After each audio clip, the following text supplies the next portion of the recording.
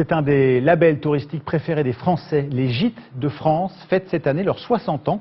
À l'origine, il s'agissait d'hébergements ruraux, souvent sommaires. Mais au fil du temps, l'association s'est diversifiée et propose aussi maintenant du très haut de gamme. Reportage en Normandie, Agnès Giraud-Carlier et Xavier Deperthe.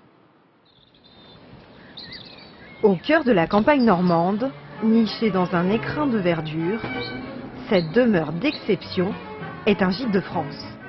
Une suite à 250 € pour une nuit de châtelain, marbre, toile de Jouy, ambiance 18e siècle, le luxe à la française. C'est ce qu'on aurait aimé trouver si nous, en tant qu'hôtes, on se retrouvait dans un château. On aurait aimé retrouver de belles antiquités de l'époque, des belles chambres qui nous font voyager dans le temps. Comme cet hébergement, aujourd'hui, plus de 60% des gîtes de France ont 3 épis et plus, un gage d'excellence. Bienvenue au château de Chantor. Merci, bonjour. Bonjour madame. Avec le beau temps. Pour fêter leurs 40 ans de mariage, ces hôtes se sont offert la suite, avec vue sur le Mont Saint-Michel. Ça, je veux dire, on n'a quand même pas trop l'habitude. D'habitude, on va pas dans des endroits comme ça. Mais c'est un peu un rêve aussi, quoi. J'en prends plein les yeux, là. C'est fantastique, quoi. Et pourtant, on est loin de l'idée de départ.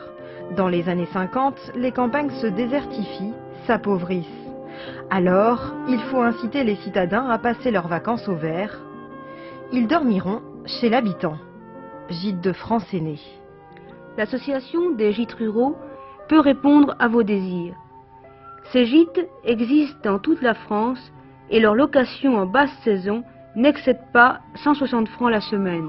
L'idée, c'était de proposer à des familles, d'ouvriers, d'employés, de gens de revenus relativement modestes, de partir en vacances et de découvrir la ferme, la nature, la France, tout simplement. Complément de revenus pour les agriculteurs de l'époque, ce mode d'hébergement attire aujourd'hui d'autres propriétaires et de plus en plus en font même leur métier. Sylvain Clairaut a tout quitté pour rénover son gîte.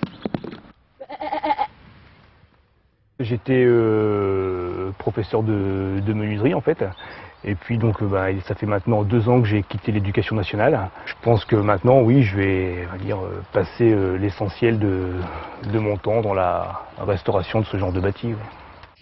Face à une concurrence de plus en plus vive des nouveaux modes d'hébergement chez les particuliers, certains propriétaires jouent la montée en gamme et l'innovation et proposent parfois des habitations très atypiques. Chaque année, plus de 3000 gîtes et chambres d'hôtes voient le jour. Nous poursuivons maintenant notre escapade du week-end.